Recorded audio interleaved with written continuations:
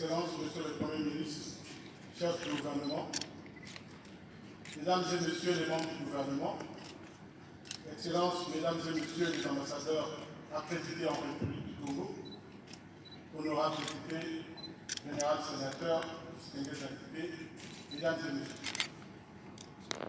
Un jour, pas comme les autres, ce jeudi 16 mai 2019, jour unique et mémorable, nous célébrons la journée internationale du vivre ensemble en paix.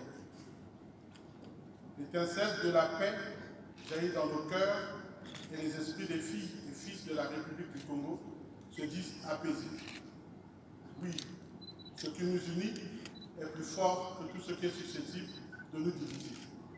Nous ne le dirons jamais assez. Excellence, Monsieur le Premier ministre, je mesure tout l'intérêt que votre gouvernement accorde aux questions de vivre ensemble. Je veux dire du mieux vivre ensemble. À la jeune génération actuelle, il faut qu'elle sache que chaque génération a toujours un problème à résoudre. Pour sublimer France Fanon, il faut savoir découvrir votre mission, notre mission. Le dialogue de culture pour assumer le bien vivre ensemble, comme dans nos terroirs, pour montrer l'esprit ancestral de tolérance et de savoir que le Muntu est d'abord le respect de l'autre, pour créer la scène africaine de solidarité sur le sol congolais. Cela dans le désir d'unité, à travers l'unité dans le travail, en magnifiant le progrès. Tel est le destin de la République qu'assume laborieusement le président de la République, son Excellence Denis Sassou Nguesso, à qui nous rendons un hommage déférent, dont le socle est la gratitude de notre association, à lui toutes nos acclamations.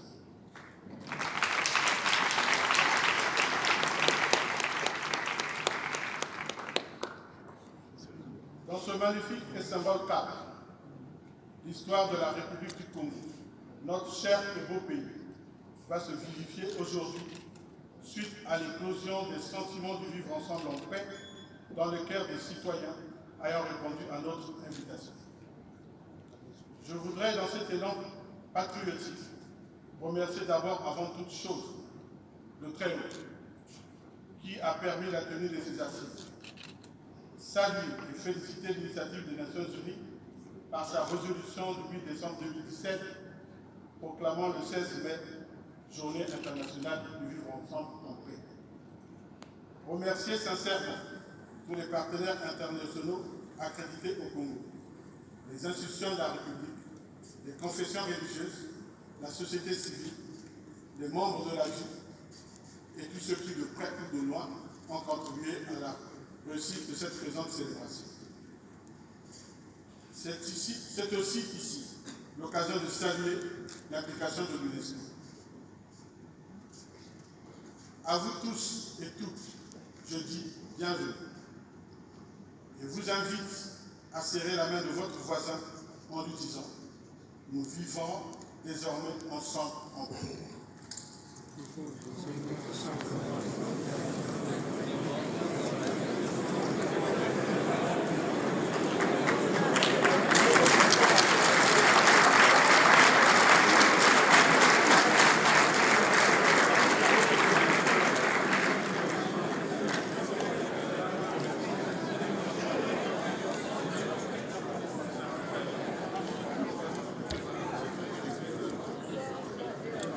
Excellence, Monsieur le Premier ministre, distingués invités, Mesdames et Messieurs, ce forum qui fait honneur à notre pays, pour ainsi dire, qui veut absolument aller toujours de l'avant, il tend à élaborer un autre point de vue de la marche vers le développement intégral, en proposant des pistes novatrices pour construire le cas échéant l'unité en contexte de crise de valeurs, et partant pour lutter contre les antivaleurs décriées ici et là.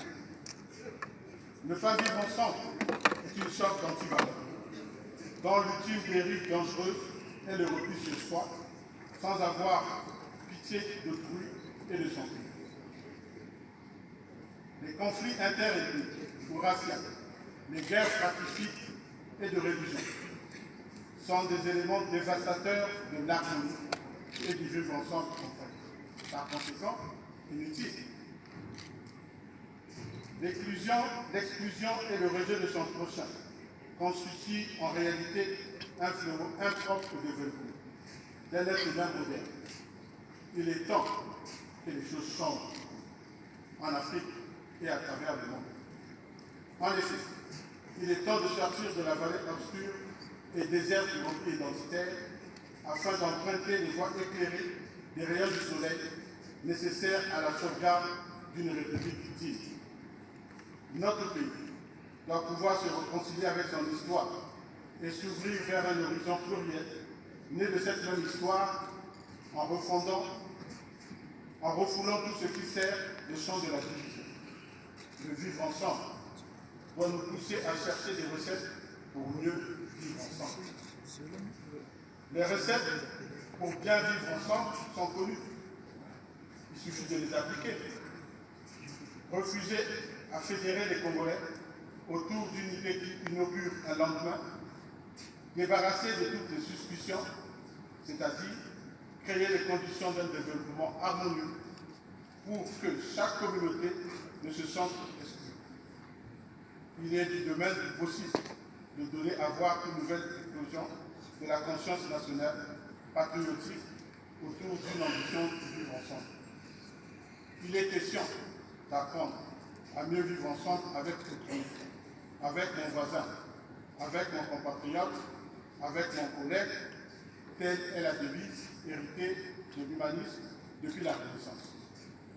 Excellence, Monsieur le Premier ministre, distingués invités, être Congolais serait, dans une perspective heureuse, de croire en notre capacité d'éliminer les préjugés, les uns envers les autres, d'éviter les raccourcis sur des bases des stéréotypes qui ont la vie dure et qui s'invitent au débat par la culture de la peur de l'autre. Mesdames et messieurs, méditons l'origine d'un citoyen congolais qui aurait pour père Congo, pour mère Bossi et Béni. Si le vivre ensemble ne triomphe pas, que serait ce citoyen si un conflit voit le jour entre les différentes communautés citées ci-dessus? Le destin de plusieurs citoyens dans cette salle est quasi semblable, car c'est le mystère du vivre ensemble dans une certaine mesure. Le bien vivre ensemble doit conduire notre réflexion vers des résultats évidents et reposer sur l'acceptation de la pluralité des opinions en développant une culture de tolérance par des relations d'apaisement et un éveil intellectuel fécond. Seul et unique d'exister comme entité ou communauté nationale. L'expression de notre musique, dite moderne, dont les choses se réalisent dans l'approfondissement de notre moine national, sert à renforcer la cohésion nationale. Excellence, Monsieur le Premier ministre, distingués invités, Mesdames et Messieurs, la politique n'est pas l'art du possible. C'est rendre possible ce qui est nécessaire. C'est une invitation à nous interroger sur ce qui est nécessaire. Une invitation à retrouver l'énergie collective.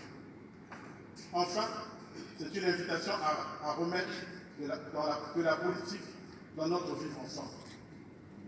L'unité est le défi de notre temps. Ne croyant plus à un destin collectif, chacun se replie sur sa survie et la préservation de ses intérêts. Nous devons nous battre avec force et vigueur contre le tribalisme et l'ethnocentrisme. Ne l'oublions pas, les plus grandes civilisations qui ont traversé les millénaires ont toujours eu l'obsession de l'harmonie. Comme les fleuves se repartent à la source,